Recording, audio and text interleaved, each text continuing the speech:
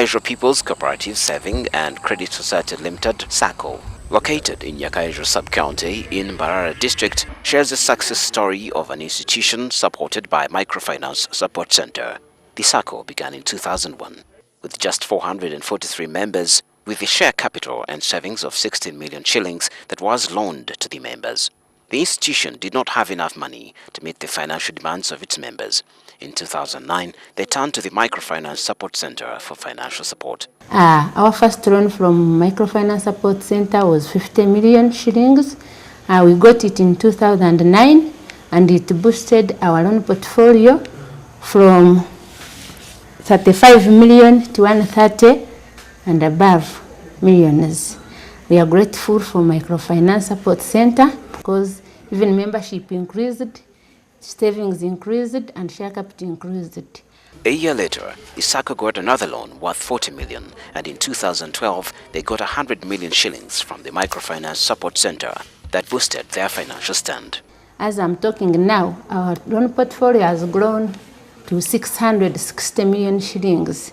All that is the effort we got from Microfinance Support Center. That loan was taken as agriculture loan. We had to finance our agriculture members. But how does a local village SACCO handle these large sums of money? And how do they manage the growing membership, currently at 1,896? They have trained us how to make loan appraisals, how to carry out those visits to the members, how to recover money. So I hope we are through with that one. One of the beneficiaries and also a member of Nyakairo People's SACCO is Margaret Mutembe. 2008 was the trying year for Margaret Mutembe, the mother of 8 in Nyakairo Sub-County in Mbarara District, after her banana plantation was wiped away by banana bacterial wilt. She went into a financial crisis, unable to sustain her family, considering the plantation was her sole source of income. For a farmer whose average monthly income was 400,000 after selling off her banana produce, this knock was a poverty knock at her door, and she refused to answer. Her first thought was to raise the hoe and venture into poultry keeping using her own savings, but these resources could only go a short distance in kickstarting her business, so she sought solace in money lenders. Borrowing from an individual meant paying back at a 20% interest rate. However, when we joined the SACCO, it was convenient to borrow because the interest rate was at 3%. In 2009, Mutembe was introduced to Nyakairo SACCO by a friend, where she became a member. That same year, Mutembe applied for a loan of 3 million shillings to implement her investment plan of establishing a poultry farm. Since she had been saving with the SACCO, her loan was cleared and disbursed in 2 days after assessment. With 3 million shillings, Mutembe established a poultry house, procured chicks, and started off. She rears 1,000 layers, selling about 15 trays of eggs per day. She has also since returned to the garden, venturing once again into large banana production and grapes too. I have hope that for as long as I can borrow from the SACCO and pay back, I am able to develop my business, my family, and my children can complete school in about 6 years. And I'll be very happy with no debts. Mutembe is currently repaying her loans at a good interest rate and continues to reap big from the financial support from the SACCOs. Yet the growth of this SACCO has not come without challenges on the part of the management. The most challenge we have is the defaulting habit of members. Members do default money, they take money, they don't pay in time, but we keep on sensitizing them, but it is a challenge.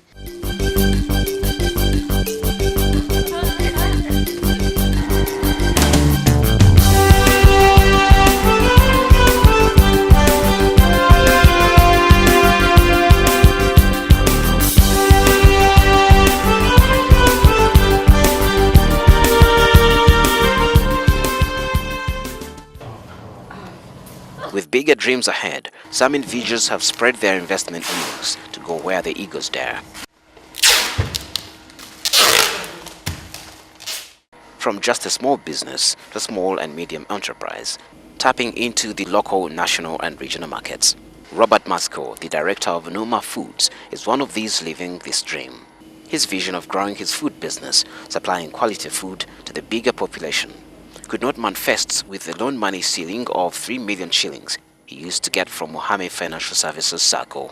Desperate for financial resources, Masco turned to banks for help, but only to be disappointed with the high interest rates. His disappointment was rather embraced by the Microfinance Support Center. When I was in the SACCO, I was getting loans at a high interest rate. And I get to know about where they get money. For also, I got information that they can also provide money to companies or SMEs. So that's when I went to Microfinance Support Center to also inquire about the possibilities of getting finance or the funds. Masco received 150 million shillings loan from the Microfinance Support Center, which he reinvested to transform his business. I started with a small machine, a single phase machine. You will see it outside there, and I would mill like 100 kilograms a night. But today I can mill like 2 tons or 3 tons a night. So it's a very, very big achievement. Interesting about Masco's story is that he has touched his community by providing employment to local people, most of whom are women. Those women work in the sorting section, where they further clean the millet before it's processed. And in this factory, quality is paramount.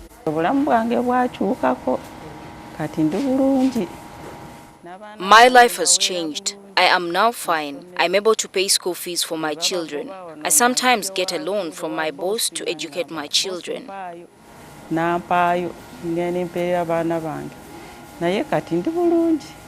He also provides market to the produce of over 1,500 farmers in the districts, including extending technical support and agriculture advisory services. We have a 3-member team on extension. They go to farmers, train them on the post-harvest practices and agronomical practices and all that. So afterwards we buy their product, their raw materials, and we add value to them and then sell them. Market is no problem for the former agriculture officer. He produces on order not only the national market but also to the international market. To further meet the increased demand for the quality millet and soya flour, Masco got another loan of 90 million shillings from the Microfinance Support Center after clearing his earlier loan.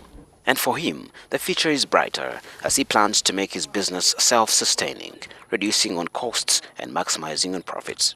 In the next 10 years, we are seeing ourselves expanding and modernizing the factory to suit the modern, the modern, other modern factories that are all over the world. And we also look at changing the lives of people as in terms of eating well.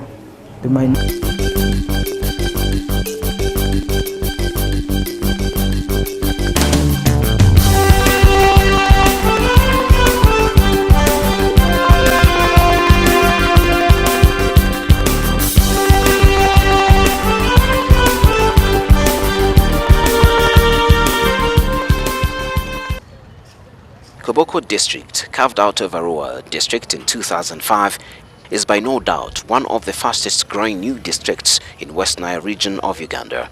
The strategic location of this by-border district, including South Sudan in the north and the Democratic Republic of Congo to the east, the town is a transit point for goods in and out of Uganda. This has attracted small-scale businesses to tap into the market. At the heart of Koboko town is the Koboko United Cooperative Savings and Credit Union Limited. This SACCO, with a humble beginning as Koboko United Women's Association in 2001, with only 243 members, now has grown to a bigger financial institution with over 2,900 members across the district. Our loan portfolio at the moment is 1,049,280 shillings. That's the loan portfolio. Our savings has grown to 1,469,500. But the pivot of the SACCO's growth is the Microfinance Support Center, which provided business development services in form of a commercial loan and managerial training services. Borrowing, we started with 25 million from Microfinance. We finished, and we also borrowed 5 million. We finished. We borrowed 20 million, and then the last one we borrowed from Microfinance was in 2009, which we finished in 2010. It was 100 million. After clearing the loan, which was at 9% interest rate, the SACCO has generated enough share capital and savings to sustain its business and meet the financial demands of its members. They have so far borrowed 150 million shillings from the Microfinance Support Center. So when they came back, we told them, you supported us enough, and we feel at this stage we can move alone. But they have not stopped giving us the support in the form of training. At least they call the board for governance training. They call the management, like loan officers, for loan recovery training. The managers called on managerial and supervisory skills. This SACCO indeed attests to the commitment that the Microfinance Support Center has towards building institutions that can eventually sustain themselves to better the lives of their members.